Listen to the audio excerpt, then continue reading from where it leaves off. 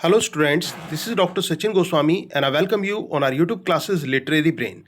दोस्तों आज की जो क्लास है आपके लिए बहुत फ्रूटफुल होने वाली है क्योंकि आज की इस क्लास में मैं आपको शेक्सपियर की बायोग्राफी तैयार कराने वाला हूं, वो भी हिंदी में।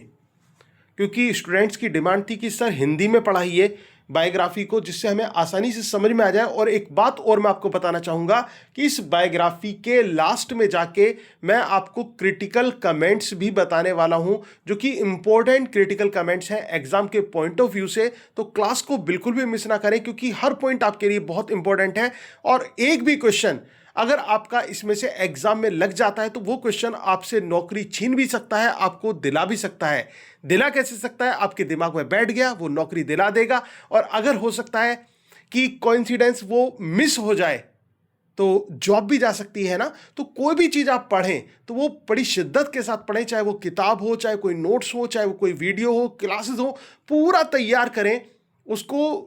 बिगिनिंग से लेके लास्ट तक आपको तैयार करना है। तो दोस्तों शेक्सपियर की अगर जो हम बात करें तो विलियम शेक्सपियर को बार्ड ऑफ एवॉन और इंग्लैंड के राष्ट्रीय कवि के रूप में शेक्सपियर को जाना जाता है।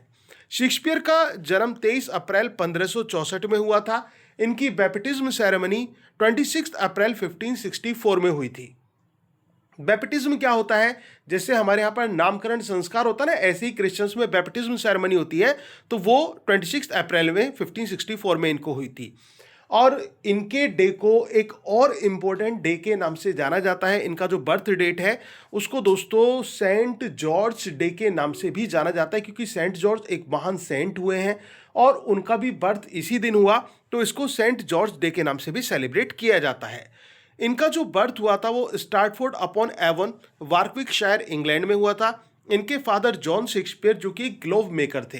दोस्तों जॉन शेक्सपियर के बारे में ये कहा जाता है कि इनको ग्लोव मेकर कहते हैं, कुछ कहते हैं भाई इनकी किराने की दुकान थी, और कुछ कहते हैं कि बैकॉन का काम करते थे, यानी कि जो पिग फ्लैश होता है उसका काम वो किया करते थे। और यही कारण था कि शेक्सपियर के फादर को बूचर के नाम से भी जाना जाता था। ठीक है ना। और इनकी जो माँ थी वो मैरी एर्डन, वो एक अच्छे रईस खानदान से बिलोंग करती थी। शेक्सपियर की पढ़ाई की बात करें तो इनकी जो स्टार्टिंग एजुकेशन हुई वो स्टार्टफोर्ड ग्रामर स्कूल से हुई थी। और इनकी शादी 18 साल की उम्र में अपने से 8 साल बड़ी एने हैथवे से इनकी शादी हो गई थी। इनके एक बेटी हुई जिसका नाम सुजैना था। और इसके अलावा इनके 2 जुड़वा बच्चे हुए, हैमनेट और जूडिथ। इनमें से हैमनेट जो था इनका बेटा था जिसकी डेथ 11 साल की उम्र में हो गई थी। अगर एग्जाम में क्वेश्चन ये आ जाए कि हैमनेट की मृत्यु का कारण क्या था, अगर ऑप्शन में दिया हो अननोन कॉज तो आप उसे चूज करेंगे, लेकिन अगर जो ऑप्शन में बिल्कुल क्लियर दिया हुआ है ब्यूबोनिक प्लेग तो आप उसे चूज करेंगे। अब इसके बाद हम बात करें तो दोस्तों ये कहा जाता है कि 1580 के दशक के अंत में शेक्सपियर अपने करियर को आगे बढ़ाने के लिए लंदन चले गए थे। और ये जो पीरियड था ना इसको लॉस्ट ईयर्स के नाम से या लॉस्ट पीरियड के नाम से भी जाना जाता है क्योंकि इस समय कोई रिकॉर्ड शेक्सपियर का नहीं मिलता, लेकिन कुछ कहानियां हैं इसके बारे में। और क्योंकि कुछ स्कॉलर्स हुए हैं, और या फिर हम ये कह लें कि जो फर्स्ट बायोग्राफर थे शेक्सपियर के जिनका नाम निकोलस था, निकोलस रॉ, उन्होंने भी इनके बारे में कुछ कहा है। तो देखिए क्या कहा है। शेक्सपियर के फर्स्ट बायोग्राफर जिनका नाम निकोलस रॉय था, निकोलस रॉय, उन्होंने क्या क्या कहा? उन्होंने कहा कि शेक्सपियर पर आरोप लगा था डियर पोचिंग का। थॉमस लूसी स्क्वायर में के जो एक थॉमस लूसी जमींदार के यहाँ पर डियर पोचिंग का इनके ऊपर आरोप लगा था, और उस मुकदमे से बचने के लिए वहाँ वो शहर छोड़कर कहाँ चले गए? लंदन चले गए थे। दूसरा ये कहा जाता है कि शेक्सपियर ने इस दौरान थिएटर में काम किया था। थिएटर में शेक्सपियर पोंछा लगाया करते थे, घोड़ों की सफाई करते थे, और इसके अलावा पर्दा उठाने वाले एक कर्टेन बॉय के रूप में भी शेक्सपियर कार्य किया करते थे। दोस्तों इसके ऊपर भी एक कहानी है। ये कहा जाता है कि शेक्सपियर के जो जीवन का संघर्ष हुआ, मतलब शुरुआत हुई, वो हुई कर्टेन बॉय के साथ। इन्होंने सबसे पहले पर्दा उठाने वाले एक लड़के के रूप में काम किया शेक्सपियर ने। इसके बाद ये कहा जाता है कि शेक्सपियर को लकीली वहां पर एक चांस मिल गया था, एक मौका मिल गया था, कोई प्ले होना था, और इनको लकीली उसमें रोल मिल गया और लोगों ने इनको पसंद किया और फर्स्ट प्ले से सुपर डुपर स्टार बन गए। और ये क्वेश्चन एग्जाम में आ जाता है कि how did Shakespeare start his career. तो आपका आंसर ये नहीं होगा कर्टेन बॉय, आपका आंसर होगा एज एन एक्टर, क्योंकि शेक्सपियर ने एक राइटर या पोएट के रूप में अपने करियर की शुरुआत नहीं की, बल्कि उन्होंने एक एक्टर के रूप में शुरुआत की थी। इसके बाद जॉन ऑब्रे क्या कहते हैं? जॉन ऑब्रे ये बताते हैं शेक्सपियर एक विलेज स्कूल में एक स्कूल मास्टर के रूप में उस समय काम करते थे। इसके अलावा दोस्तों ये भी कहा जाता है, 20वीं सदी के कुछ स्कॉलर्स हुए हैं, उन्होंने ये बताया है कि एक कैथोलिक जमींदार थे जिनका नाम था अलेक्जेंडर हॉक्टन। उन्होंने इनको अपने स्कूल में अपॉइंट किया था क्योंकि अलेक्जेंडर हॉक्टन की जो वसीयत है ना, उसमें किसी विलियम शेक्सपियर के नाम का जिक्र मिलता है। तो यही कारण है, इसको माना जाता है कि शेक्सपियर ने शायद उनके यहां पर काम किया होगा एज ए स्कूल मास्टर। इसके बाद 1592 तक लंदन में पर्याप्त रूप से शेक्सपियर का नाम जाने जाने लगा था। और जो रॉबर्ट ग्रीन थे, रॉबर्ट ग्रीन ने उन पर एक अटैक किया था, क्रिटिकली अटैक जिसको बोलते हैं। तो उन्होंने क्या अटैक किया था उनको? There is an upstart crow beautified with our feathers that with I tiger's heart wrapped in a player's hide. एक नया कौवा है जो हमारे पंखों से सुशोभित है और उसका बाघ का दिल एक नाटककार की खाल में लिपटा हुआ है। आपको पता है कि जो रॉबर्ट ग्रीन थे वो यूनिवर्सिटी विट्स में से एक थे और शेक्सपियर की पॉपुलैरिटी को देखकर उस समय सभी एक तरह से जेलस फील कर रहे थे। तो रॉबर्ट ग्रीन ने इस चीज़ को लेकर शेक्सपियर पर अटैक कर दिया, लेकिन वो चीज़ शेक्सपियर के लिए बेनिफिशियल रही, उसके लिए फायदे वाली रही, क्योंकि वो कहते हैं ना कि जो जितना बदनाम हुआ है उसका उतना नाम हुआ है। ऐसा शेक्सपियर के साथ हुआ। ग्रीन का हमला शेक्सपियर के रंगमंचीय कार्यों का सबसे प्रारंभिक जीवित उल्लेख है। जीवनीकारों को सुझाव है कि उनका करियर 1580 के दशक के मध्य से लेकर ग्रीन की टिप्पणियों से ठीक पहले तक किसी भी समय शुरू हुआ होगा। ग्रीन की जो ये अटैक रहा, जो उन्होंने क्रिटिकली उन पर ये क्रिटिसाइज किया, इससे शेक्सपियर को बहुत फायदा हुआ और उनकी पॉपुलैरिटी का ग्राफ और बढ़ गया। अब हम बात करते हैं शेक्सपियर की। भाई शेक्सपियर का अच्छा बैंक बैलेंस होने लगा। शेक्सपियर जो थे वो बहुत अच्छा एक तरह से मिंटिंग मनी करने लगे थे। तो उन्होंने क्या किया था?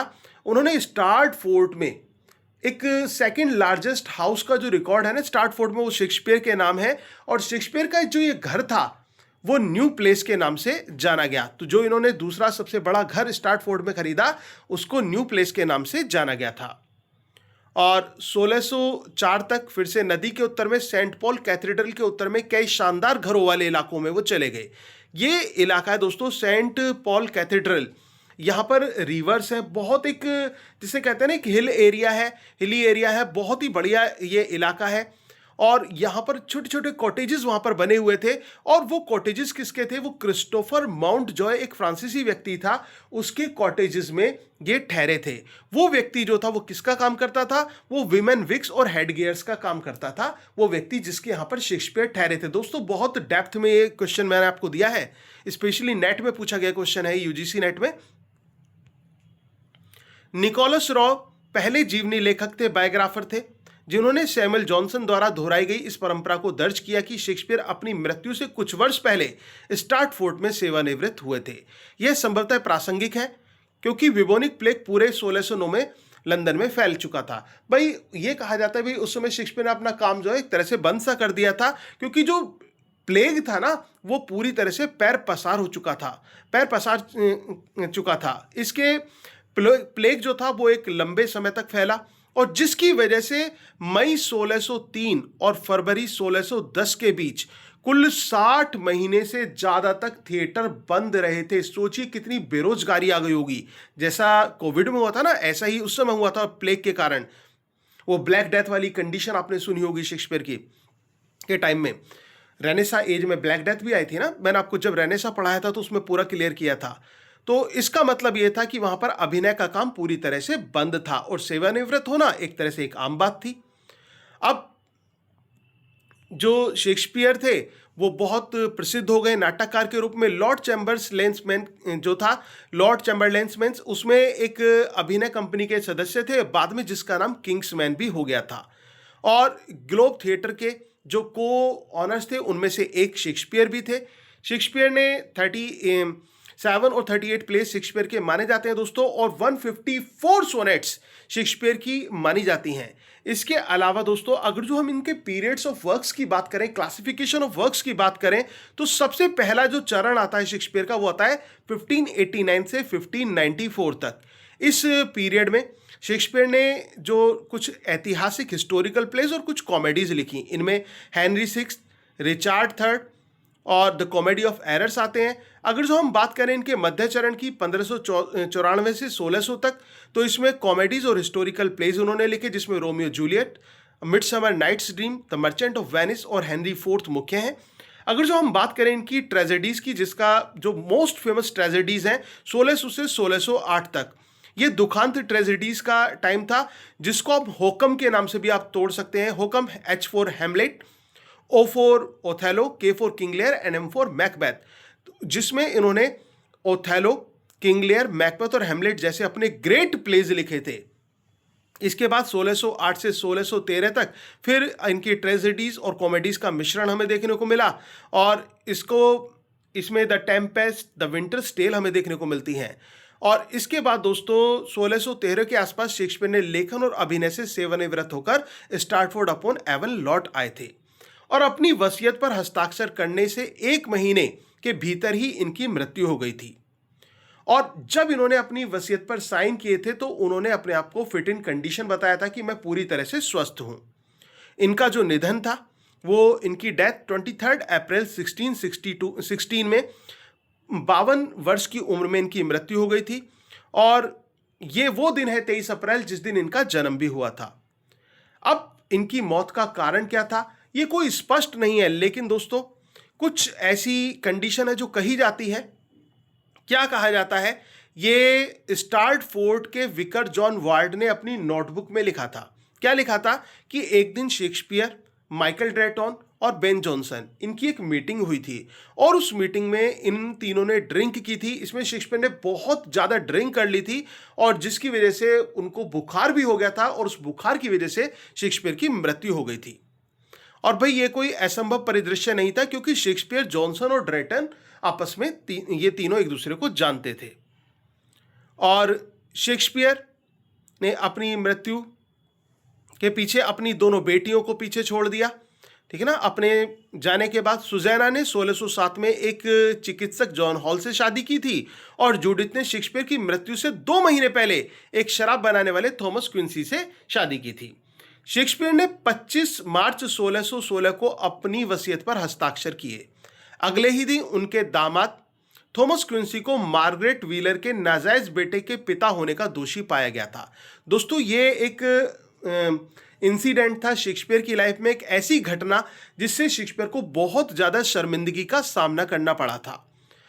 जो थॉमस क्विंसी थे, जो शेक्सपियर के दामाद थे, उन पर एक आरोप लगा था मार्गरेट व्हीलर के नाजायज बेटे के पिता होने का, और मार्गरेट व्हीलर की जो थी वो प्रसव के दौरान ही उनकी मृत्यु हो गई थी। अब थॉमस क्विंसी को यह कहा गया था कि वो पब्लिक पेनेंस करेंगे, कि यानी कि वो जनता में जाकर एक माफी मांगेंगे, प्रायश्चित करेंगे। इससे शेक्सपियर के परिवार को एक बहुत ज्यादा, जिस कहते हैं ना, शर्मिंदगी का सामना करना पड़ा था। और शेक्सपियर की वसीयत की हम बात करें तो उन्होंने अपनी संपत्ति का एक सबसे बड़ा हिस्सा अपनी बेटी सुजैना को दिया था, और वसीयत में उनकी पत्नी का जिक्र ना के बराबर है, क्योंकि वो ऑलरेडी उनके 1/3 हिस्से की हकदार थी। और लेकिन उन्होंने अपना सेकंड मोस्ट लविंग बेड जो था विद इट्स फर्नीचर किसको दिया, अपनी पत्नी को दिया। और यहाँ पर फर्नीचर का मतलब किसी टेबल या चेयर से नहीं है, फर्नीचर मतलब लगेज से है। इसके बाद हॉली ट्रिनिटी चर्च में शेक्सपियर को दफनाया गया था। दोस्तों क्लास अच्छी लग रही हो तो वीडियो को लाइक जरूर कर देना, चैनल पर नए हैं तो चैनल को सब्सक्राइब जरूर कर लेना, ज़्यादा से ज़्यादा शेयर करना और कमेंट करना भी मत भूलिएगा। और एक बात और मैं आपको बताना चाहूँगा कि अगर आप यूपी टीजीटी की तैयारी कर रहे हैं और चाहते हैं इस एग्ज़ाम को क्रैक करना, तो दोस्तों आपके लिए प्री रिकॉर्डेड क्लासेस भी अवेलेबल हैं, लाइव एंड रिकॉर्डेड क्लासेस भी अवेलेबल है। हमारा जो कोर्स है वो चल रहा है, तो दोस्तों उस कोर्स को ज्वाइन करने के लिए आप मुझे मेरे दिए गए नंबर 9520307471 या फिर न्यू बैच में एडमिशन लेने के लिए भी इसी नंबर पर आप मुझे कांटेक्ट कर सकते हैं। और इस समय एक स्कीम निकली हुई है कि आपको क्लासेस के साथ साथ नोट्स भी अवेल कराए जा रहे हैं, तो इस अपॉर्चुनिटी का फायदा उठाएं और एग्जाम को क्रैक करने के लिए इन नोट्स को और क्लासेस को जरूर परचेस करें। अब हम बात कर लेते हैं शेक्सपियर की एपिटैफ की। एपिटैफ जो कि इनकी कब्र पर खुदे हुए शब्द हैं, उसमें क्या लिखा है देखिए, Good friend for Jesus' sake forbear to dig the dust and closed here. Blessed be the man that spares these stones and cursed be that moves my bones. ये शेक्सपियर ने अपनी कब्र पर खुदवाया था। शेक्सपियर की ये इच्छा थी, वो कहते हैं कि भाई मेरी इच्छा है कि मेरी कब्र से कोई छेड़खानी ना करे, कोई भी छेड़खानी ना करे। मैं उन लोगों को आशीर्वाद देता हूं जो मेरी मिट्टी को यूं ही रहने देंगे और उससे कोई छेड़खानी नहीं करेंगे, लेकिन उन लोगों के साथ मेरा अभिशाप है जो मेरी हड्डियों के साथ या मेरी मिट्टी के साथ छेड़खानी करेंगे। ऐसा शेक्सपियर ने क्यों कहा? क्योंकि उस समय क्या होता था, जगह की शॉर्टेज के कारण जो पुरानी डेड बॉडीज हो जाती थी उनको हटाकर नई को दफन कर दिया जाता था। तो शेक्सपियर को डर था कि कहीं उनके साथ भी ऐसा ना हो जाए, तो उन्होंने एक तरह से चेतावनी लोगों को दे दी थी। तो ये एपिटैफ था। आई होप कि आपको समझ में आया होगा। अब हम बात कर लेते हैं क्रिटिकल कमेंट्स की कि शेक्सपियर के ऊपर किस किस ने क्या क्या कहा। बेन जॉनसन कहते हैं not of an age but for all time. वो कहते हैं शेक्सपियर किसी एक एज के मोहताज नहीं है, बल्कि वो सभी एजेस के जो है सरताज हैं। तो इस तरह से आप इसकी क्रिटिकल कमेंट्स भी आप बना सकते हैं, मतलब ट्रिक भी बना सकते हैं। जॉन ड्राइडन क्या कहते हैं? Comprehensive soul. तो जॉन ड्राइडन को जो शेक्सपियर थे वो कॉम्प्रीहेंसिव सॉल लगते थे। ये ट्रिक बना लीजिए कि जॉन ड्राइडन को शेक्सपियर की आत्मा कॉम्प्रीहेंसिव लगती थी, ये बना लीजिए। थॉमस राइमर क्या कहते हैं? थॉमस राइमर ओथेलो प्ले में ओथेलो को कैरेक्टर को ब्लडी फार्स कहकर पुकारते हैं, ठीक है ना। स्पेशली ओथेलो को वो ब्लडी फार्स कहते हैं। तो ट्रिक क्या बनेगी? ट्रिक ये बनेगी कि राइमर को ओथेलो ब्लडी लगता था। इसके बाद Samuel Johnson held him as the poet of nature. Samuel Johnson Shakespeare को पोएट ऑफ नेचर कहते हैं। अगर जो ये क्वेश्चन एग्जाम में आ गया कि सैमुअल जॉनसन ने किसको पोएट ऑफ नेचर कहा, अधिकांशतः 90% जो बच्चे हैं ना वो क्या लगाते हैं? William Wordsworth. ऑप्शन में विलियम वर्ड्सवर्थ भी दे देंगे पोएट ऑफ नेचर सुनते। लेकिन यहां पर poet of nature Samuel Johnson ने किसको कहा है? शेक्सपियर को कहा है। वोल्टेयर ने उनको सेवेज कहा है क्योंकि उन्होंने यूनिटीज, जो एरिस्टोटल का कॉन्सेप्ट ऑफ यूनिटीज है, unity of place time and action, उसका वायलेशन किया था। तो वोल्टेयर ने उनको सेवेज कहा। तो वोल्टेयर को शेक्सपियर जंगली लगते हैं, ये ट्रिक बना लेना। एसटी कॉलेज ने उनको माइरेड माइंडेड मैन कहा है। तो एसटी कॉलेज को शेक्सपियर माइंडेड मैन लगते हैं, ये ट्रिक बना लेना। एसी ब्रैडली क्या कहते हैं? Character is destiny. उनके हीरोज को लेकर स्पेशली कहते हैं कैरेक्टर इज डेस्टिनी। तो एसी ब्रैडली को शेक्सपियर के कैरेक्टर में उसकी डेस्टिनी दिख जाती है, ये ट्रिक बना लेना। T S. Eliot Hamlet as an artistic failure. Shakespeare का स्टूडेंट हैमलेट टी.एस. इलियट के आर्ट के पेपर में फेल हो गया, ये ट्रिक बना लेना। तो ये दिमाग में बैठ जाएगा। टी.एस. इलियट ने हैमलेट को एन आर्टिस्टिक फेलियर कहा। F R. Leavis, Othello is a man of fatal self deceiving egotism not a noble victim. तो इसको क्या बनाएंगे? एफ.आर. लेविस को ओथेलो ईगो वाला व्यक्ति लगता था। इस तरह से आप दिमाग में बिठा लेंगे। John cart interpreted the tragedies grand mechanism. John cart को शेक्सपियर की ट्रेजेडीज में मैकेनिज्म दिखाई पड़ता था, ये बना लेंगे। हैरोल्ड ब्लूम क्या कहते हैं? Argued Shakespeare invented the human, the modern, self introspective, self making, the canon और सेकुलर स्क्रिप्चर। तो हैरोल्ड ब्लूम को लगता है कि शेक्सपियर ने ह्यूमन को इन्वेंट किया, ये ट्रिक बना लेना। तो दोस्तों ये क्रिटिकल कमेंट्स मैंने आपको पढ़ाए, पूरी बायोग्राफी आपको हिंदी में तैयार की। और अगर आपको ये बायोग्राफी पसंद आई हो तो वीडियो को लाइक, शेयर और कमेंट करना मत भूलिएगा। चैनल को सब्सक्राइब जरूर कर लेना। और एक बार मैं फिर से आपसे कहूंगा कि जीवन में आने वाली बाधाओं से घबराना नहीं चाहिए, बल्कि आपको आगे बढ़ना चाहिए। और आप ये सोचकर रुक जाए कि नहीं, कि मैं नहीं कर सकता, अब मेरे बस की नहीं है, मैंने बहुत कोशिश कर ली, तो ये बहुत ज़्यादा गलत होगा। जरा एक बार अपने परिवार की तरफ देखना, अपने बच्चों की तरफ देखना, अपने माता पिता की तरफ देखना, उनकी आंखों में जो लिए उनके सपने हैं उनकी तरफ देखना, और फिर आप खुद को देखना कि क्या मैं सही कर रहा हूं या कर रही हूं या मैं गलत कर रहा हूं। तो दोस्तों ये जब आप देखोगे ना तो आपको लगेगा नहीं, मुझे अभी नहीं रुकना है, मुझे अभी आगे बढ़ना है, मुझे कोशिश करनी है, मैं कभी नहीं हारूंगा या नहीं हारूंगी। और जब आप ऐसा एक दृढ़ निश्चय कर लेंगे ना तो इस एग्जाम को निश्चित रूप से आप क्रैक करके रहेंगे। बस मेहनत करते रहिए, मेहनत में कोई कमी नहीं होनी चाहिए। जब आप सच्चे मन से मेहनत करेंगे तो आपको परिणाम भी अच्छा और सच्चा ही मिलेगा। तो दोस्तों इसी उम्मीद के साथ कि आप अच्छे से एग्जाम की तैयारी करें, एग्जाम को क्रैक करें। और अगर आप हमारे बैच को ज्वाइन करना चाहते हैं तो दिए गए नंबर 9520307471 पे मुझे कांटेक्ट कर सकते हैं। Thank you very much, yours doctor Sachin Goswami.